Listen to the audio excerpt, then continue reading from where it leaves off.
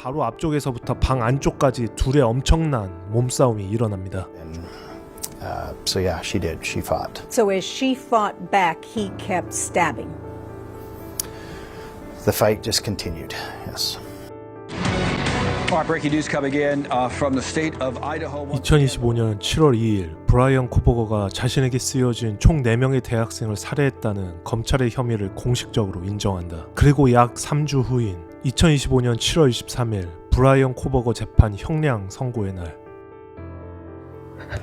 I was so frantic that morning and scared to death, not knowing what had happened. And when I made the 911 call, I couldn't even get out the words. And from then on, I don't remember a thing. Slow, sloppy, weak, dirty. If you hadn't attacked them in their sleep, in the middle of the night, like a pedophile, Kaylee would have kicked your ass. And therefore I will not attempt to speak about him further, other than to simply sentence him so that he is forever removed from civilized society. Count 2, first-degree murder of Madison Mogan. I sentence the defendant to a fixed term of life imprisonment without the possibility of parole. 총 4번의 가석방 없는 무기징역형을 받은 브라이언 코버거. 그리고 재판의 종결과 함께 밝혀진 충격적인 아이다호 살인사건의 비공개 사실들이 이제서야 밝혀진다.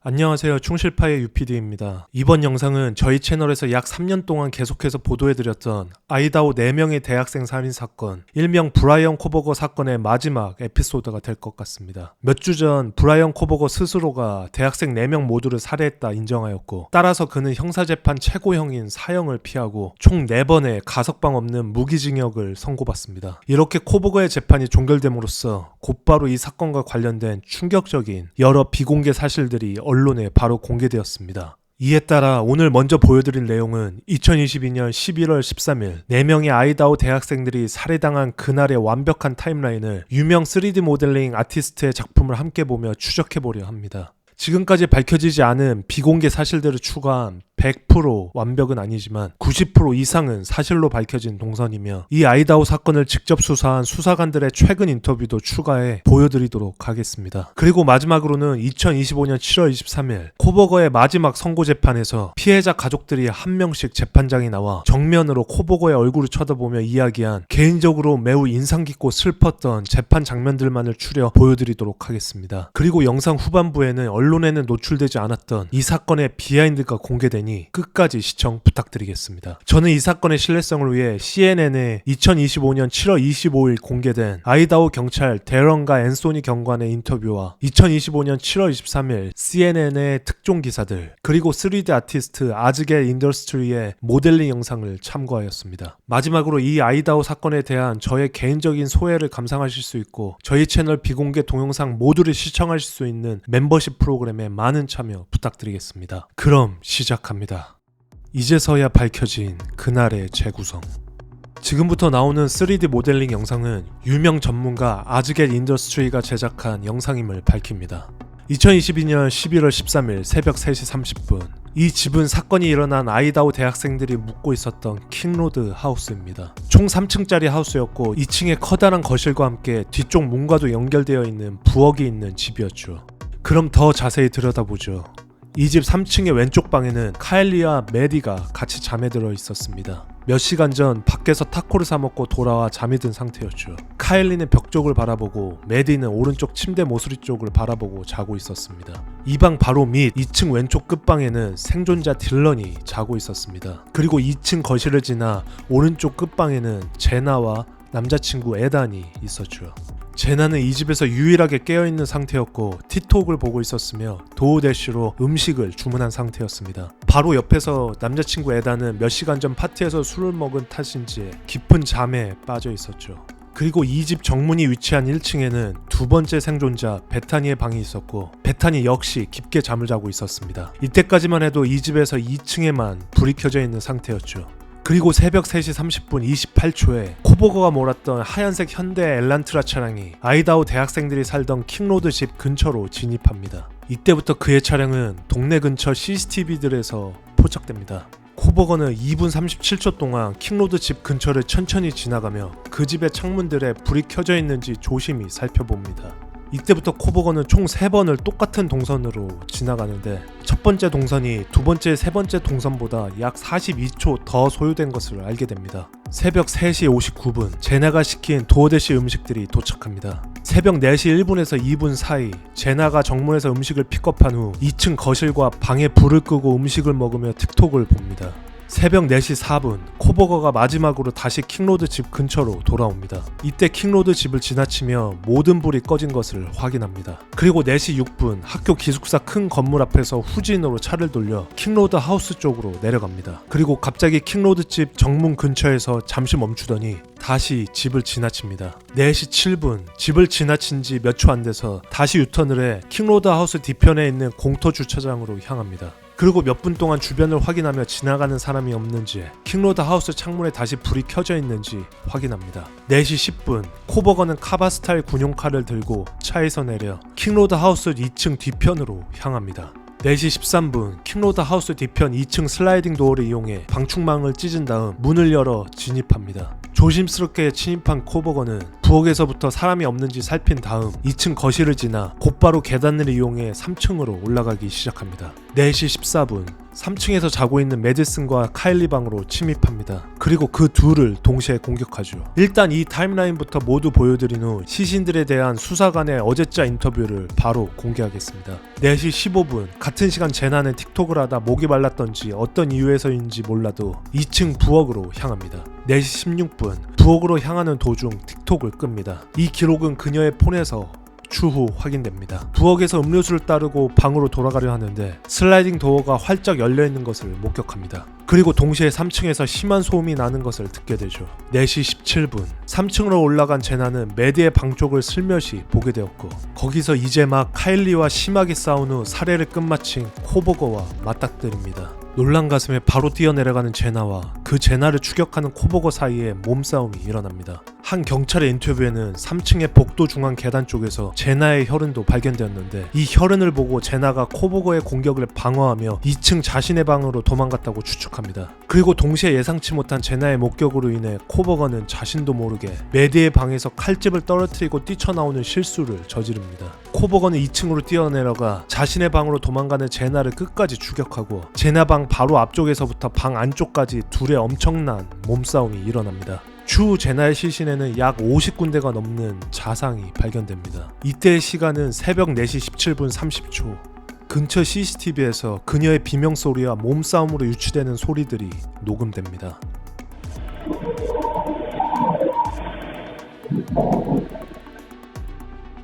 4시 18분 제나를 제압하고 침대에서 잠들어 있는 에단을 공격 살해합니다. 그리고 4명 모두를 제압한 것이 체력적으로 힘들었는지 곧바로 제나의 의자에 앉아 휴식을 취합니다. 이 사실은 추후 제나의 의자에 스며들어 있던 3층에서 사망한 메디와 카일리의 혈흔으로 확인됩니다. 30초 후인 4시 19분 코버거는 유유히 2층 슬라이딩 도어를 통해 다시 빠져나갑니다. 빠져나가기 직전 그의 얼굴을 2층 방문 틈으로 생존자 딜런이 목격합니다.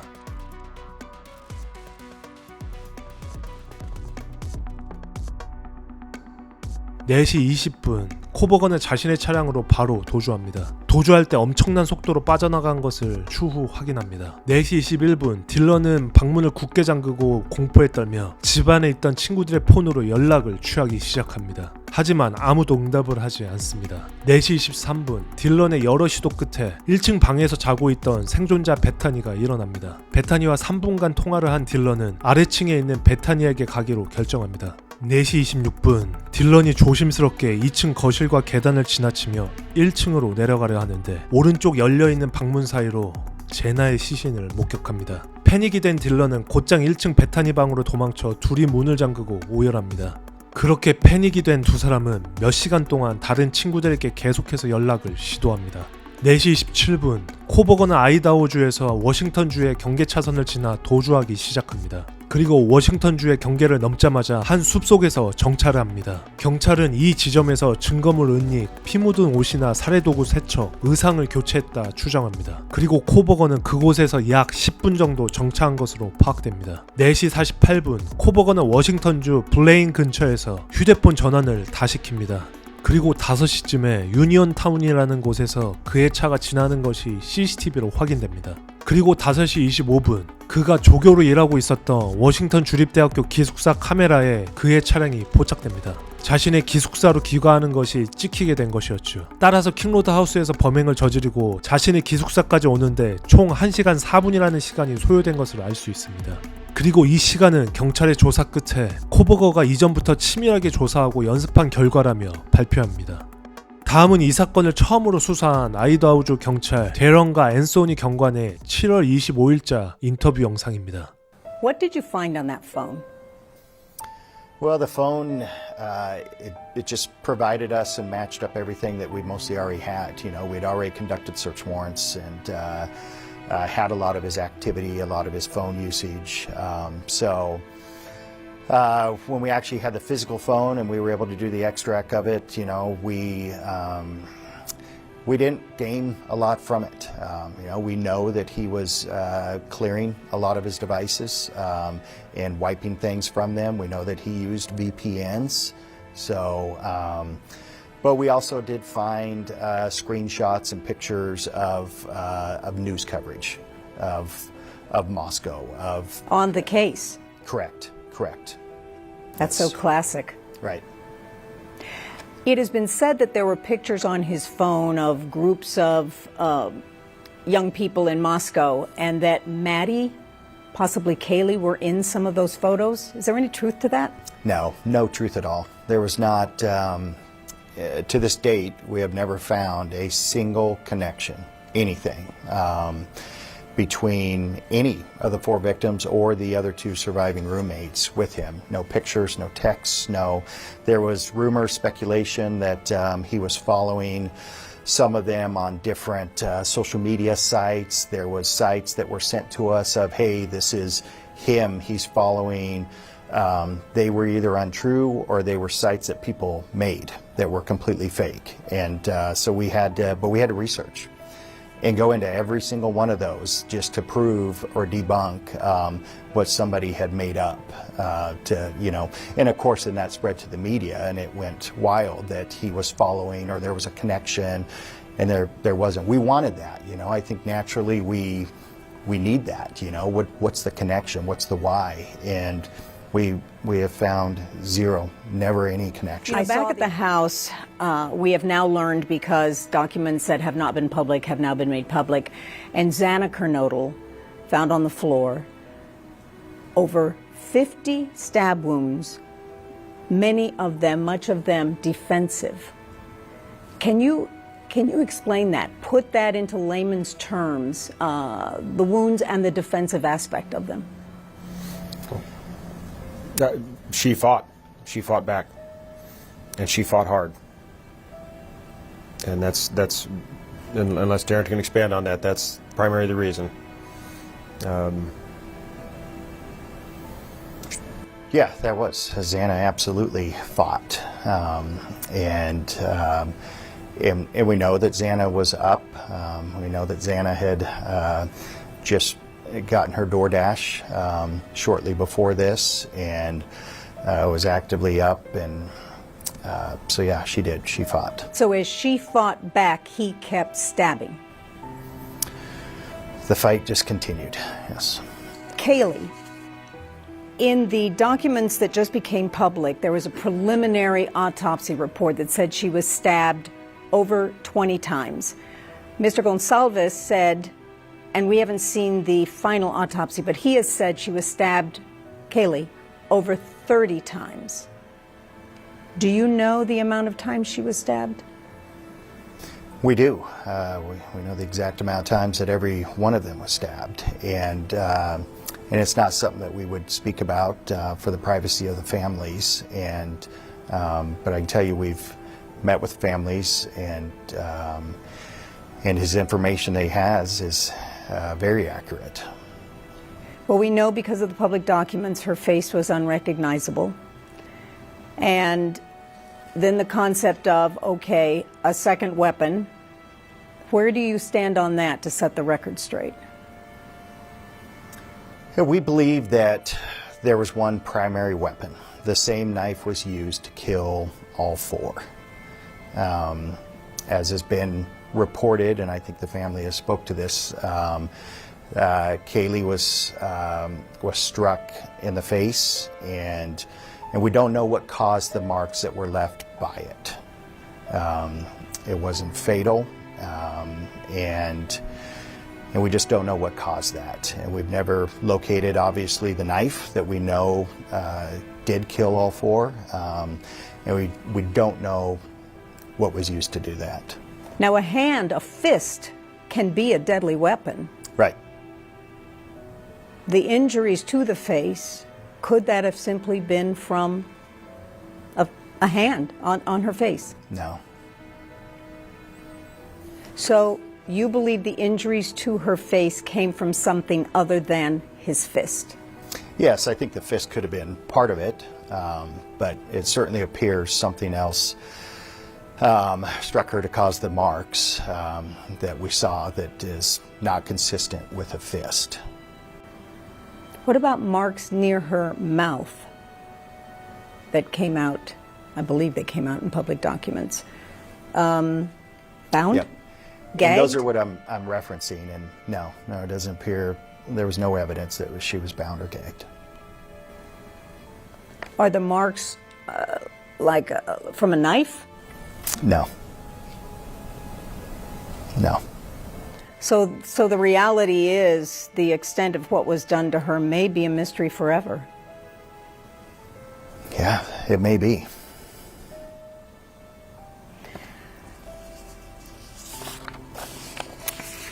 We saw publicly, it came out in legal filings, the selfie, taken just hours after this all happened. He has a thumbs up.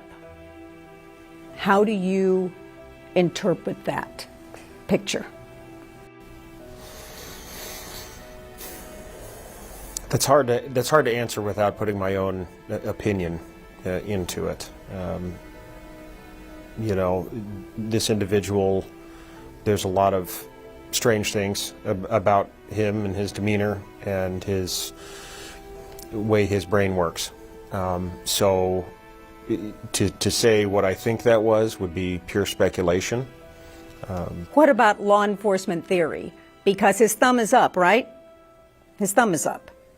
So that denotes... Right, but the reality was we have many, many other pictures of him, selfies, where he has a very similar pose. It wasn't just one unique that was only that way. That's probably the one that's circulated the most now. And I think you can make lots of speculation because of the timing, but the reality was there's other pictures where he has that similar pose. Excellent point to put it in perspective. Thank you for that. Do you believe that he committed other murders before November 13th, 2022? We don't. We don't have any evidence. We don't have anything that's ever been located or found. We certainly, by we, I mean the FBI, the Pennsylvania State Police, every law enforcement agency that would have been anywhere that he's ever been has taken a hard look into that, because that's certainly one of the first things you wonder. Has this occurred before? And there's nothing to support or show that he's ever done this before, and we don't believe that he ever had done it before. So this would have been his first? Yes. Obviously, you believe he would have gone on to do this again? I don't know. It's a great question. I don't know. Well, he used a knife, multiple stabbings. In law enforcement, what does it denote when you have a deadly weapon that is a knife?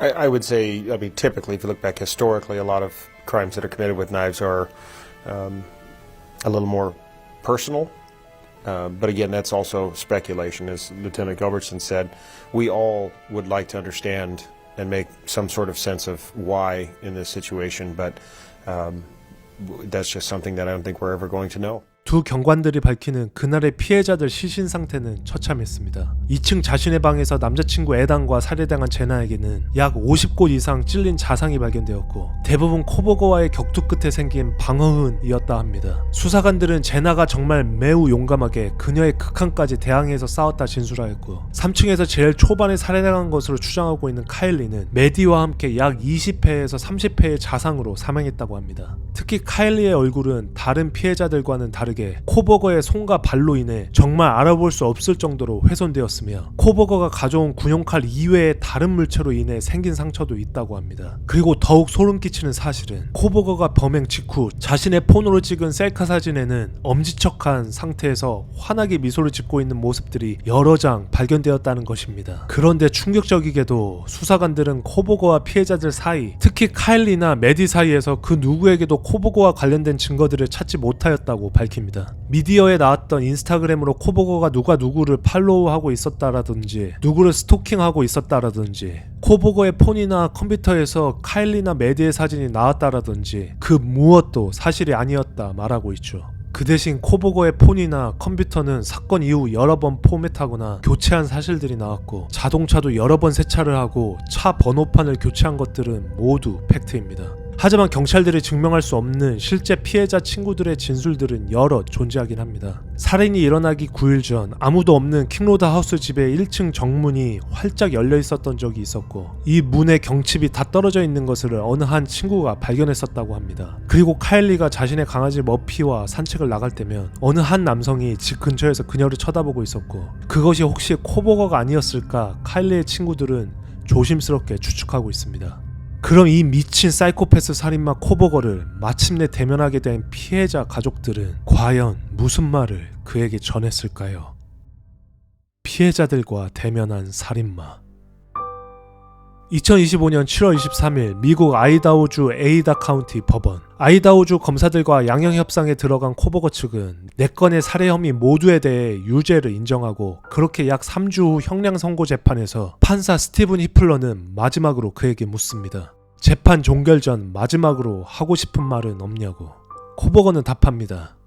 정중하게 사양하겠습니다. All right, Mr. Koberger, you have an opportunity to make a statement if you wish to. I take it you are declining. I respectfully decline. 이로써 피해자 학생들의 가족들은 코버거가 왜 그렇게 잔인하게 학생들을 살해했는지 어떠한 동기와 이유도 어떠한 사죄의 말도 들을 수 없었습니다. 그리고 마지막 그 4명의 학생들 피해자 가족들과 두 생존자는 코버거와 마침내 대면하게 됩니다. Within minutes, they had your DNA, like a calling card. You were that careless, that foolish, that stupid. Master degree, you're a joke. Complete joke. The world's watching because of the kids, not because of you. Nobody cares about you. How was your life right before you murdered my sisters? Did you prepare for the crime before leaving your apartment? Please detail what you were thinking and feeling at this time. Why did you choose my sisters? Before making your move, did you approach my sisters? Detail what you were thinking and feeling. Before leaving their home, is there anything else you did? How does it feel to know the only thing you failed more miserably at than being a murderer is trying to be a rapper? Did you recently start shaving or manually pulling out your eyebrows? Why November 13th? Did you truly think your Amazon purchase was untraceable because you used a gift card? How do you find it enjoyable to stargaze with such a severe case of visual snow? Where is the murder weapon? The clothes you wore that night? What did you bring into the house with you? What was the second weapon you used on Kaylee? What were Kaylee's last words? Please describe in detail the level of anxiety you must have felt when you heard the Bearcat pull up to your family home on December 30th, 2022. Which do you regret more? Returning to the crime scene 5 hours later, or never, ever going back to Moscow, not even once, after stalking them there for months? If you were really smart, do you think you'd be here right now? What's it like needing this much attention just to feel real? You're terrified of being ordinary, aren't you? Do you feel anything at all? Or are you exactly what you always feared? Nothing. If you're so powerful, then why are you still hiding, defendant? You see, I'm here today as me. But who are you? Let's try to take off your mask and see. You didn't create devastation. You revealed it in yourself. And that darkness you carry, that emptiness, you'll sit with it long after this is over. That is your sentence. And it was written on the wall long before you ever pled guilty. You didn't win. You just exposed yourself as the coward you are. You're a delusional, pathetic, hypochondriac loser who thought you were so much smarter than everybody else. Constantly scolding, turning your nose up to grammar mistakes, nitpicking and criticizing others. You wanted so badly to be different, to be special, to be better, to be deep, to be mysterious. You found yourself thinking you were better than everyone else, and you thought you could figure out the human psyche and see through it, all while tweaked out on heroin. Lurking in the shadows made you feel powerful because no one ever paid you any attention in the light. You thought you were exceptional, all because of a grade on a paper.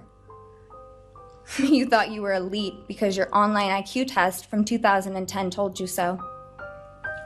All of that effort just to seem important. It's desperate. There is a name for your condition, though. Your inflated ego just didn't allow you to see it. Wannabe. You act like no one could ever understand your mind, but the truth is you're basic. You're a textbook case of insecurity disguised as control. Your patterns are predictable. Your motives are shallow. You are not profound. You're pathetic. You aren't special or deep, not mysterious or exceptional. Don't ever get it twisted again. No one is scared of you today. No one is intimidated by you. No one is impressed by you. No one thinks that you are important. You orchestrated this like you thought you were God. Now look at you, begging a courtroom for scraps. You spent months preparing, and still all it took was my sister in a sheath. You work so hard to seem dangerous, but real control doesn't have to prove itself. The truth is, the scariest part about you is how painfully average you turned out to be. The truth is, you're as dumb as they come. Stupid, clumsy, slow, sloppy, weak, dirty. Let me be very clear. Don't ever try to convince yourself you mattered just because someone finally said your name out loud. I see through you. You want the truth? Here's the one you'll hate the most. If you hadn't attacked them in their sleep, in the middle of the night, like a pedophile, Kaylee would have kicked your ass. Thank you. Thank you.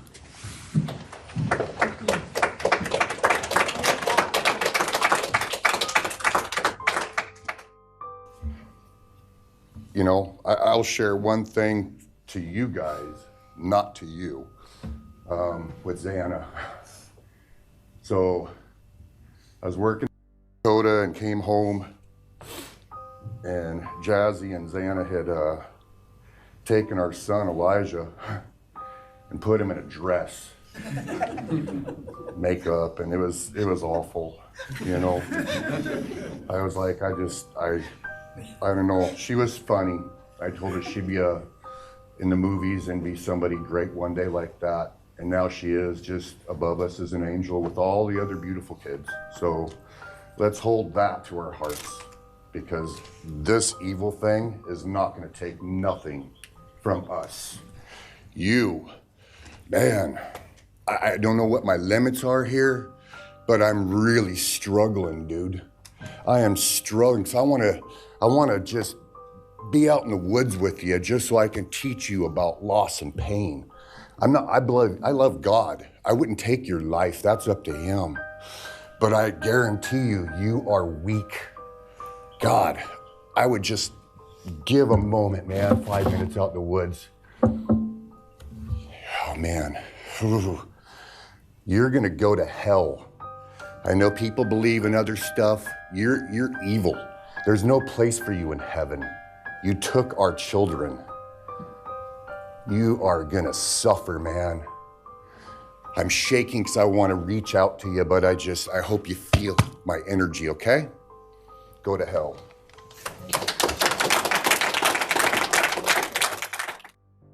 Cassandra was everything that the media, her friends said. She was that fun, loving, high-spirited, beautiful person. And I no longer get to get my nails done with her, have lunch with her.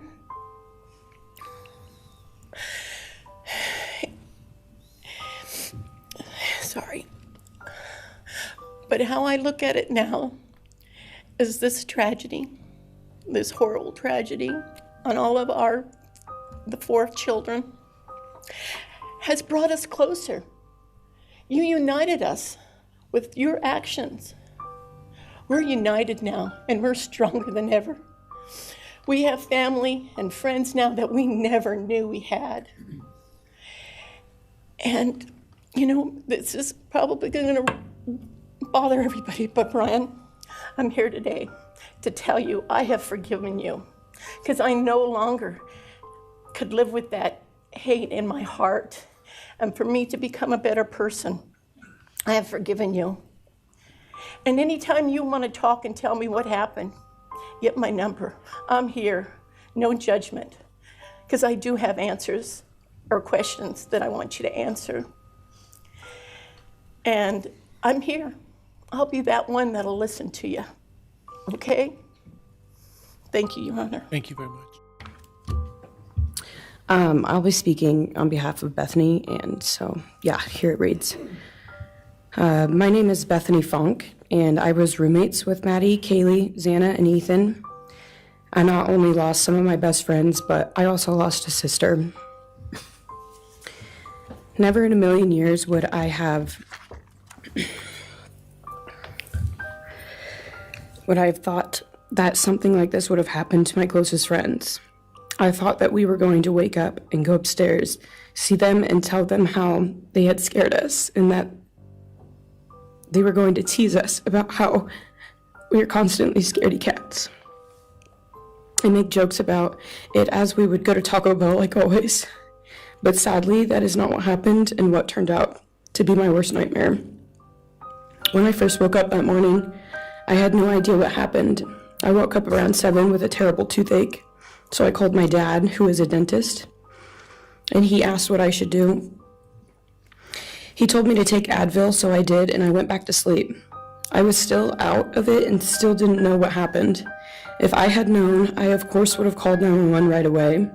I still carry so much regret and guilt for not knowing what had happened and not calling right away, even though I understand it wouldn't have changed anything, not even if the paramedics had been right outside the door.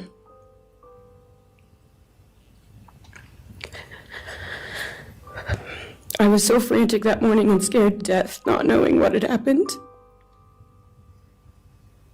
And when I made the 911 call, I couldn't even get out the words. And from then on, I don't remember a thing. It was like my brain wiped that whole memory. That was the worst day of my life. And I know it always will be.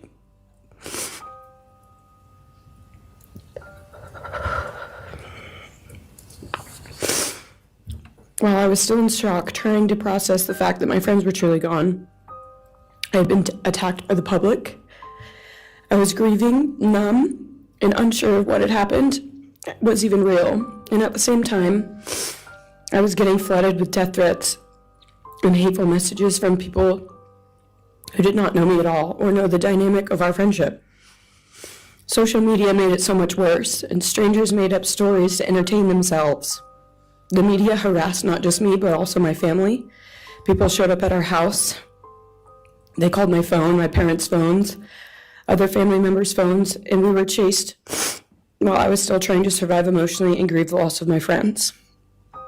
I hated and still hate that they are gone, but for some reason, I am still here and I got to live. I still think about this every day. Why me? Why did I get to live and not them? For the longest time, I could not even look at their families without feeling sick with guilt. I did not know what to say or what to do. I was terrified that my presence just made their pain worse, and I was still here when their kid, their siblings and their friends, their loved ones should have been here instead. After everything happened, I was afraid to go into my own backyard or alone in my house. I was scared that the person who did this would come for me next. I was always scared that the media would try to catch me at any moment of any day, even when I was just walking around my house. I made my parents close all the blinds during the day so no one could see me even in the slightest chance. I barely left the house, and when I did, I made sure I was never alone. I slept in my parents' room for almost a year. I made them double lock every door, set an alarm, and still check everywhere in the room just in case someone was hiding. And I still check my room every night before, and I double lock it. I have not slept through a single night since this happened. I constantly wake up in panics, terrified. Someone is breaking in, or someone is here to hurt me, or I'm about to lose someone else that I love. The fear never really leaves. For a long time, I could barely get out of bed, but one day I realized I have to live for them. They did not get the chance to keep living, but I do, and I will not take that for granted. So now every day I remind myself to live for them, and everything I do it with them in mind. I am still scared to go out in public, but I force myself to do things because I know that they would want me to keep living my life to the fullest. I am beyond blessed to still be here, and I refuse to take that for granted when they did not get a chance. I am beyond blessed that I had the chance to know each and every one of them. They changed my life in ways I would have never put into words. I hope that they are remembered for who they are and not what happened to them, because who they are were so beautiful, and they deserve to be remembered in the highest way. My heart breaks every time I go to text one of them or how badly I wish I could see and hang out with them. And then I remember I cannot. I will never be able to again. But I still talk to them in my prayers every single night, and I always will. I wish more than anything I could hug them one last time. And I wish I could tell them how much I love them. And even though I cannot, I still tell them every night. I will keep living for them as long as I am lucky enough to still be here. And they were all truly one of a kind. And they will be in our hearts forever and always.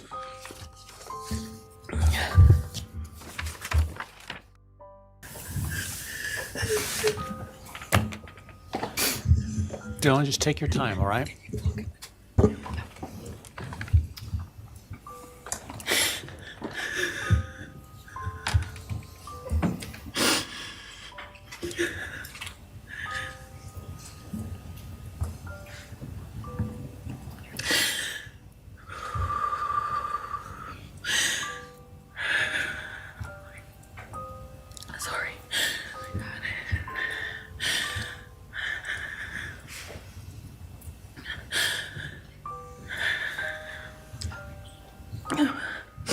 Thank you, Your Honor.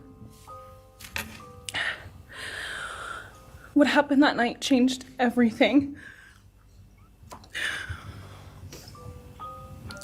Because of him, 4 beautiful, genuine, compassionate people were taken from this world for no reason.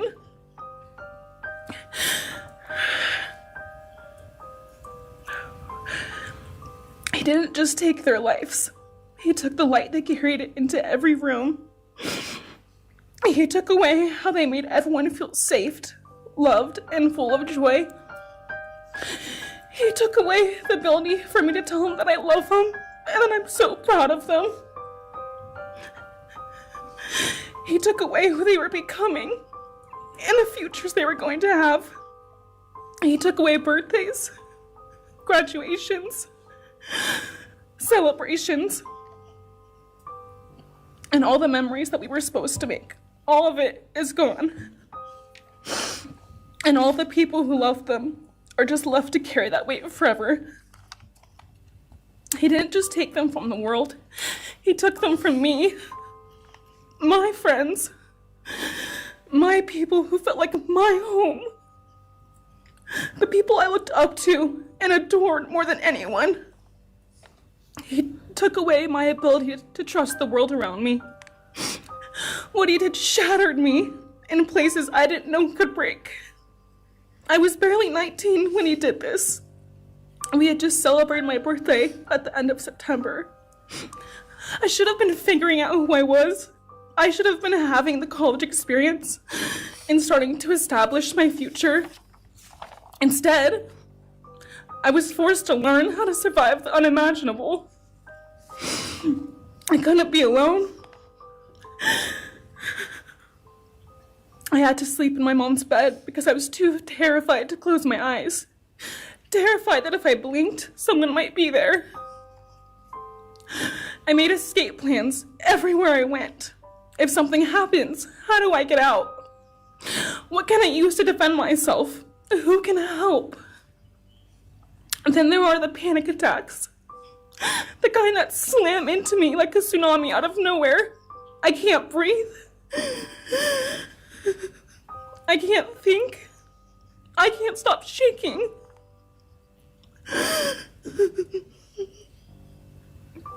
All I can do is scream because the emotional pain and the grief is too much to handle. My chest feels like it's caving in.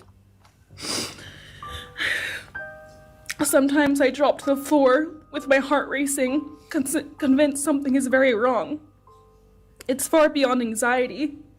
It's my body reliving everything over and over again. My nervous system never got the message that it is over, and it won't let me forget what he did to them. People call me strong. They say I'm a survivor, but they don't see what my new reality looks like. They don't see the panic attacks, the hypervigilance, the exhaustion, the way I scan every room I enter, the way I flinch at sudden sounds. They don't know how heavy it is to carry so much pain and still be expected to keep going, and that's because of him. He stole parts of me I may never get back. He took the version of me who didn't constantly ask, what if it happens again? What if next time I don't survive?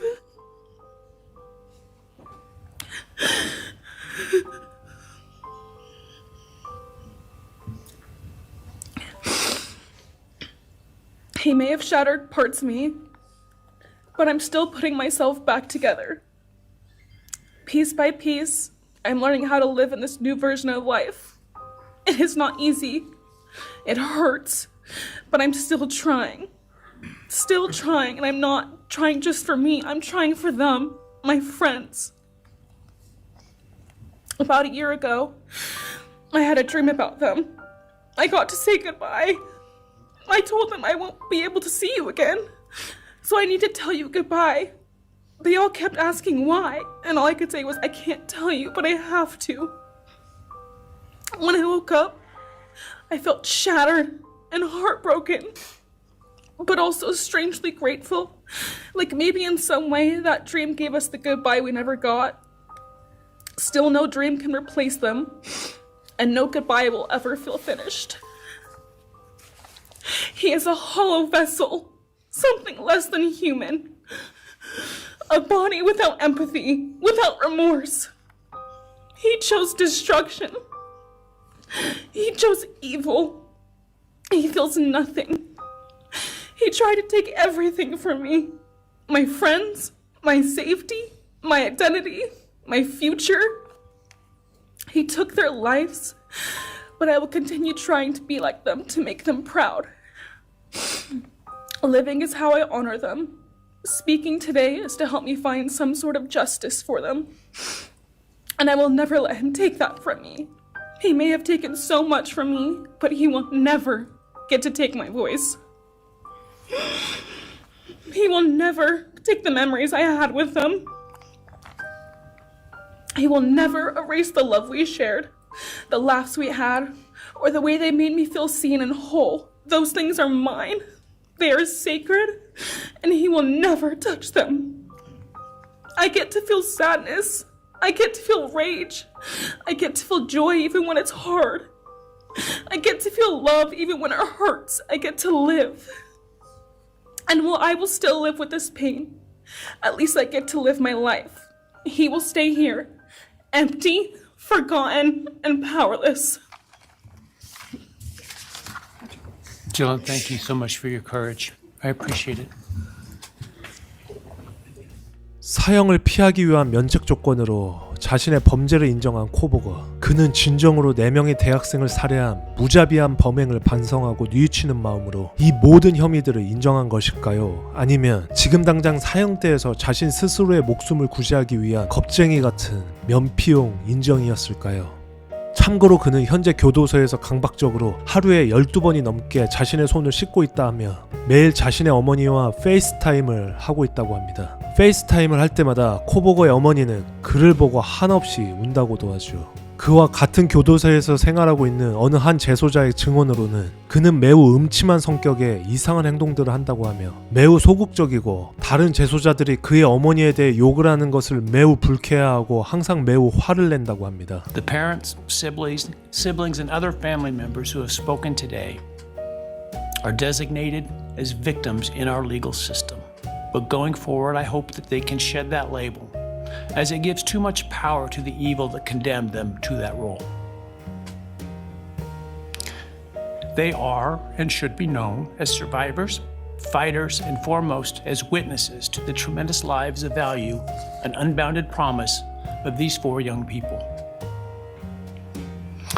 But those speaking today and those who did not speak but who carry this same burden, this same loss, now carry forward the memories of these now perpetually young people, these forever children. These survivors carry the responsibility of ensuring that the voices of these children, Maddie, Kaylee, Xana, and Ethan, are never forgotten, and the positive impacts that they have had on so many lives are never minimized, and that the love they shared, the light that they shined onto others is forever celebrated. As we sit here today, this case is ending, and we are now certain who committed these unspeakable acts of evil, but we don't know, and what we may never know is why. I share the desire expressed by others to understand the why, but upon reflection, it seems to me, and this is just my own opinion, that by continuing to focus on why, we continue to give Mr. Kohberger relevance. We give him agency and we give him power. The need to know what is inherently not understandable makes us dependent upon the defendant to provide us with a reason, and that gives him the spotlight, the attention, and the power he appears to crave. Yet even if I could force him to speak, which legally I cannot, how could anyone ever be assured that what he speaks is the truth? Do we really believe, after all of this, he's capable of speaking the truth or of giving up something of himself to help the very people whose lives he destroyed? Rather, I suspect the so-called reason would be dished out in enticing, self-serving, and aggrandizing, untruthful bits, leaving people wanting more information, more insight, and thus enhancing even further the power he seeks to hold. Even if we could get truthful insight into his why, I suspect it would not in any way quench one's thirst for actually understanding why in the first instance. Because there is no reason for these crimes that could approach anything resembling rationality. No conceivable reason could make any sense. And in the end, the more we struggle to seek explanation for the unexplainable, the more we try to extract a reason, the more power and control we give to him. In my view, the time has now come to end Mr. Kohberger's 15 minutes of fame. It's time that he be consigned to the ignominy and isolation of perpetual incarceration. I know there has been concern about him collaborating on books or movies or other media projects, and I truly hope that someone does not stoop to affording him this spotlight that he desires in the name of clicks, royalties, or profits. While criminal behavioralists should study him away from the spotlight in an attempt to prevent other would-be killers from acting on their worst impulses, there should be no need for that to spill over into the public eye. The great Idaho jurist Edward Lodge was known for trying to find something positive about every person he ever sentenced. And with over a half a century as a trial judge, that was a lot of people. This was often challenging, and I recall in one case he said that the best he could come up with was the defendant had good penmanship. Truth be told, I'm unable to come up with anything redeeming about Mr. Kohberger because his grotesque acts of evil have buried and hidden anything that might have been good or intrinsically human about him. His actions have made him the worst of the worst. Even in pleading guilty, he is giving nothing hinting of remorse or redemption, nothing suggesting even a recognition or understanding, let alone regret for the pain that he has caused. And therefore I will not attempt to speak about him further, other than to simply sentence him so that he is forever removed from civilized society. And accordingly, based upon his conduct and based upon the record before this court, recognizing the standards that govern this court's sentencing decisions as set forth in State v. Toohill, I hereby sentence Mr. Kohberger as follows. On count 1, burglary, 10 years fixed, 0 years indeterminate. I also impose a fine of $50,000. Count 2, first-degree murder of Madison Mogan.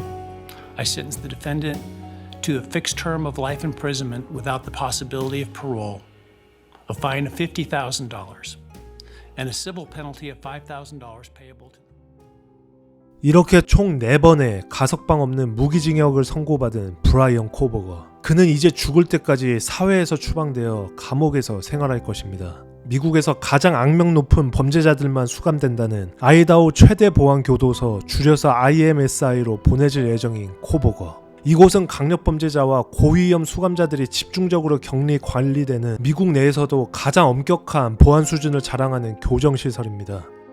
그리고 일부 전문가들은 말합니다. 과연 향후 몇 년 동안 코버거가 그 교도소 내에서 살해당하지 않고 살아남을 수 있을까? See the wall, the fence, whatever it is, and as you get closer, that wall is going to get bigger and it's going to get taller, and he's going to realize I'm going to be here for the rest of my life, which I don't think will be that long because I think somebody's going to kill him probably, but he's going to know that that's his new home for the rest of his life. I keep wondering about the first night that Brian Kohberger is going to lay his head on the pillow in his new, his new forever home, his new lockup. And I remember something you once told me, that almost everybody cries. They do, because the whole realization has hit them. This is what it has come down to. And they can't sleep I slept the first night like a baby. People lay awake and they can't sleep, and every little noise and the pipes in the wall, everything freaks them out. And then, this is an old prison in Idaho. Maybe there's rats in the walls, and maybe he'll get a little pet or something. I don't know. But he's going to hear all these noises. Then he's going to hear the other inmates are going to be banging on the wall. They will. They're going to bang on the wall. They're going to tell him they're going to kill him. They won't have any access to him. They just want to get into his head. I've seen it several times. There's no more birthdays with family, no more having women, although maybe some dude will have, who knows. but there's no real relationships or anything. And he's got no hope. And that's what a lot of people, they live to see their families. They know they're all getting out. So a person serving a life sentence their first night in there, it's just completely with their head, you know? Maybe he'll try to... It's possible. It's a scary thought. If it was me and I got a life sentence, and I mean, I've never done what he did. If I did today what I did back in the 90s that got me locked up, they'd weld the cell door closed. You know, I'd never get out. But if I was looking at 4 life sentences or something, I would just tell them to give me the needle. 살인 전과 후 어떤 심리를 갖게 되었나요? 대학원 시절 자신이 만든 설문조사에 이제 겁쟁이 코버거 그 자신이 직접 실험 대상이 될 차례입니다.